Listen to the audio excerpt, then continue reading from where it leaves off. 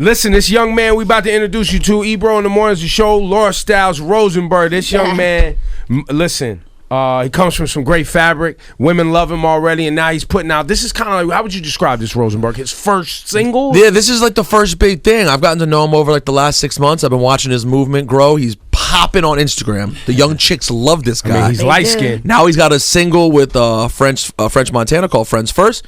Young Quincy is here. Yeah. Quincy! What's happening? Thank you for having me. So, is your last name Combs? My last name, my birth last name is Brown. Brown. You know, but of course, through adoption, you know, with my stepfather, yes. Combs So you go by Quincy Combs. I go by Quincy. But, you know, One if name. you want to, one I mean, name, I understand. I respect like it. Seal. You know?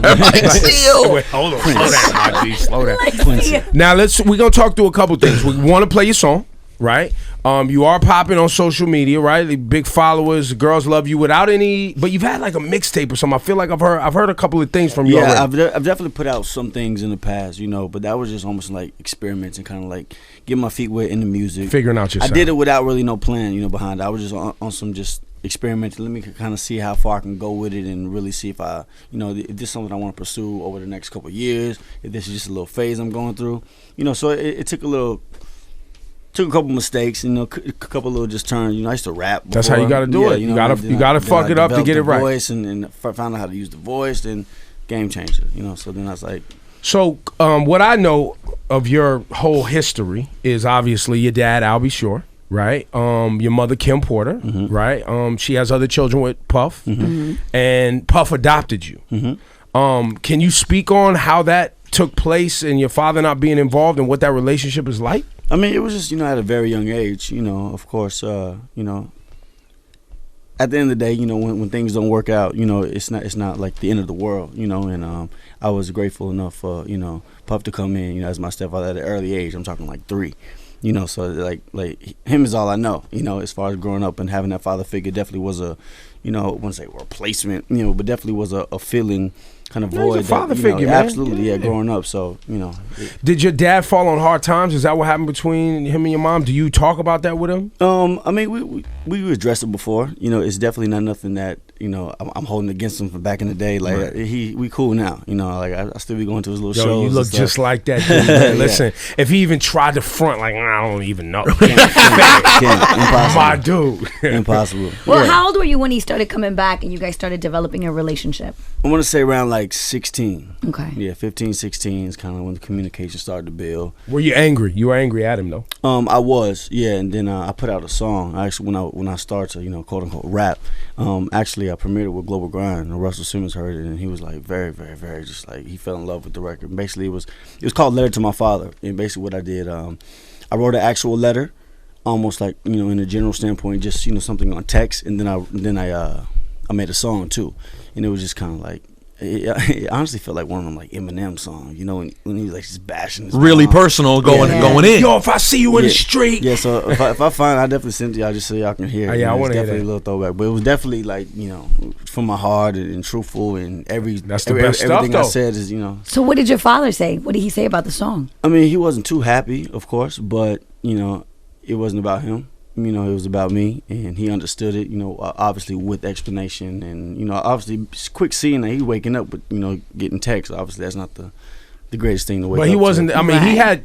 Listen, I don't know what was going on, but you know, he was scorching for a period of time. Yeah. Him and your mother had a relationship, right? And then things weren't so good for him for a while, right? But I was told that he had a little drinking thing that was going on with him for a little while. Is that true, or is that just rumors? Yeah, that's just rumors. Right. So he was, as far as you know, Albie was just not involved with your mom, and your mom was doing it on her own. But there was no. Oh yeah, nothing that like came in between that was on some like alcohol or nothing like that. But did that frustrate you a little bit more? The fact that there was no like real problem, and you couldn't understand why he didn't want to be around. Well, at a young age, luckily, kind of, you know, with my mom, my grandma, the family that kind of, you know, raised me. It was almost like him being gone wasn't necessarily A thing? a problem or whatever until you had such I really support. got to realize it, you know, at, you know, A young man at 15 years 11, old. 12, Yeah. 13. 'Cause, Right. you know, I used to lie in school. I used to tell, like, but back when it mattered, when it was story time and you know, tell what happened during your weekend or whatever, I would lie all the time and be like, yeah, my dad took me to Six Flags, my dad. And then my teachers would they knew the situation, and then you know, they had contacted my grandma like,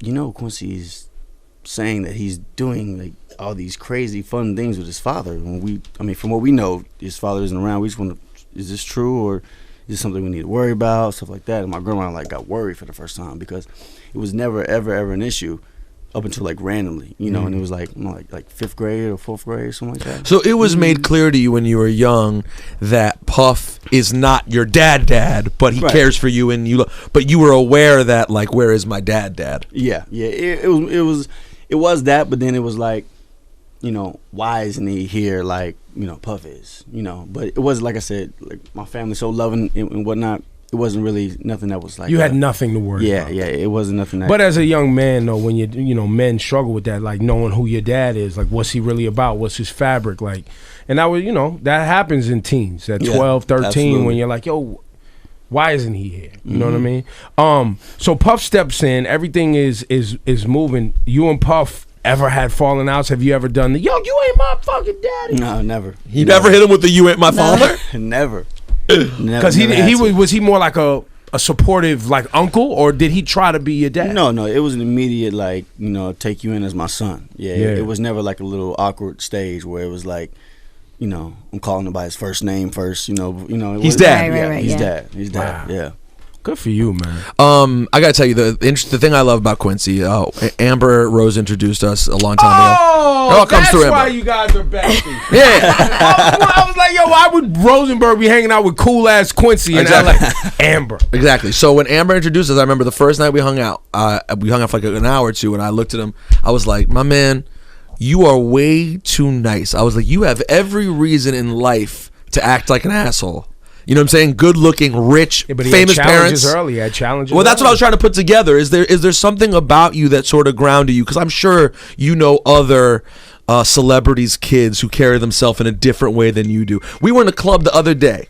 He had an appearance. I'm like, my man, we got to get out of here, because if we don't leave here now, it's going to be a fucking zoo when we need to leave. And he goes, I didn't finish the time yet that I told them I would be here. That's right, man. And I was like, my guy, that's how you're supposed to do it. Even though I'd be like, God damn it, I'm Diddy and I'll be short, son, I'm out of here. So what is it, what is it about your mom, or, just you in general, that makes you act like a really regular kid and not a spoiled brat, which could have been very easy to happen? Absolutely, 100%, definitely. My grandmother's the reason, who passed away earlier this year. So rest in peace or so. But she definitely shaped me into the man I am now. Of course, my mom too, but my grandma really was she was the one that just mushed it in me to be grounded. And the way she just spoke made more sense than anybody can, kind of like translate it to me. Now, this is your mother's mother. My mother's mother. Okay, Yeah. okay. And was she, can you tell in retrospect that she was aware that she needed to do that? Like that without the proper grounding? Like she knew your situation and what could happen? Yeah, she knew what was coming. She knew that I was good looking. She's always scared. Anytime I say, like, I'm talking to a girl, she's like, she got a boyfriend. Like, F that. Like don't trust her. Don't be going to her house. Never. Like, she was always that one to always, give the worst case scenario. But then she backed down a little bit, came down to reality, and kind of like pan things out for me. Don't glaze over the fact that he just goes, she knows I'm good looking. This little light skinned motherfucker, man. Well, listen, that's what we got to keep an eye on with these little light skins, man. What do you mean? Why? Because they run around here, they get love on. Look at him. They is you. What do you mean I know, they? you're talking about yourself. I'm different. So don't compare me to another. I'm different. You got exactly. No. The only thing that makes you different than him is he's better looking and richer from jump. But y'all are basically the same. So, your music and what you're doing right now, you've stood, we're talking about your family, but if you go and look at your life and what you're giving to your fans, it's not about Puff. Yeah. It's not about your mom. It's not about none of that. It's all about you. How are you? Is that a conscious decision?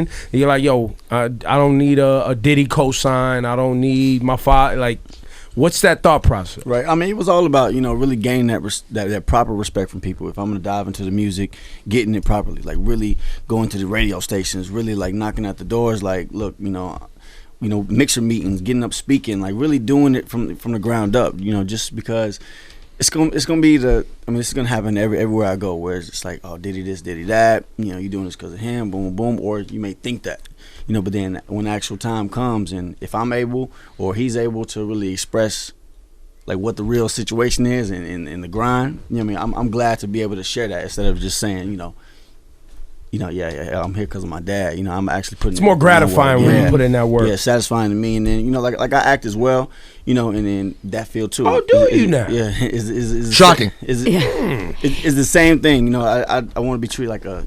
Are you good? I'm still good. I'm good. Are you just kind of like getting started? I'm getting started, but I'm very confident as an actor. Like this is definitely something I see. So what's your strength? The music or the acting? I mean, right now. No, just in general. If it was gun to your head, you had to choose which one is going to make you bread for the rest of your life. Like acting. You think that one you're good at naturally. It was easy for you. Mm-hmm. Absolutely. Did he feel a certain type of way that you didn't come to him first when it comes to your music? I mean, in a sense, I did, but then I didn't. Like, I did let him know what I was obviously doing in the mini plan that I had. Of course, he had his words, but he also definitely did want me to find my own. Like, I was trying to make my own beats at one time. He was like, "Look, I'll give you what you need to make your beats." Boom, boom, and then every 4-5 months I'll show him like, I've come this far, and then He'll be like, that shit ain't hot. Get out of here, kid. No, he actually did. But slowly but surely I started getting him like, Well, Diddy is that kind of dude. Deeper Like head when it comes nods. to the music and when it comes to business, whether you're his family or not, he's like, yo, fam, that shit is trash. Mm-hmm. Let me tell you how to make it better, and you got to put in your work and pay your dues, because that's how he came up. He came up the same way. You and Justin, you guys ever knuckled up? I mean, Justin's out. He brolic now. He playing football. He's out here swole. You older than him a little bit, right? Yeah. Mm-hmm. Did you guys ever have a conflict between him being, Diddy and he's the son, and you kind of came in later? You know what? Not at all. It was. You and Justin never fought, B? Come on, son. I swear to you, never. Yo, never, man, never. y'all too nice. Are y'all how close are you guys? Very close, very close. Yeah. No, they hang out together. They get draws together. You know how many deals they close, these two? Oh my They're wild God. animals. I'm sure. Justin and Quincy on the scene. And where does Justin plays at USC or something, right? UCLA. Mm-hmm. So he's out there too. He's out there. That's too. a problem. We all out there. Everyone's out there. So Amber Rose, what you doing with that, my G? No, that's just a great friend. That's been a friend for a very, very, very long time. I've been. You like the older women? I like older women, of course. Talk about it. I mean, from a young age, I guess being surrounded by older women kind of gave me that matureness about me too. And you know how to talk to them. Absolutely. You know how to make them feel comfortable. You got to. And you put in your time. I put in my time. Wait until. I mean, my dad's like that too. He likes older women. Well, now older women. Wait, Puff or Albie? Albie's a wild animal. Let me tell you one thing about Albie's older women now. Older women now looking about 65, 70 years old. Listen, they all get there. You gotta stay in your zone. Albie owns his zone, man. No, Albie's rocking out from like original light skin. 40 to 60. He's got that thing on. Different kind of. Well, smash. no. What's your zone? You're 23. 23. Amber's 31. That's in your zone. Yeah, but it's my ex-girlfriend. She was 31. Oh, right in there. Like age is necessarily isn't a You're factor, falling right into his trap right now. Listen, why don't you introduce the new song? You're welcome to come back here anytime. Those of you guys tuning in right now, Quincy and Amber Rose. It hasn't happened yet, but if he's a true light skin cut from the cloth that he's cut from, he knows how to wait. That's right, my G. Lay back in the grass. That's right. In the tall grass. You're such a it'll be troll. alley-oop to you one night, my G. So crazy. You just gotta close and you gotta represent for the light skins. Is that right? That's it, man. Intro the song, man. Quincy and Amber Rose. That's not what no, it's Quincy and French Montana. My fault.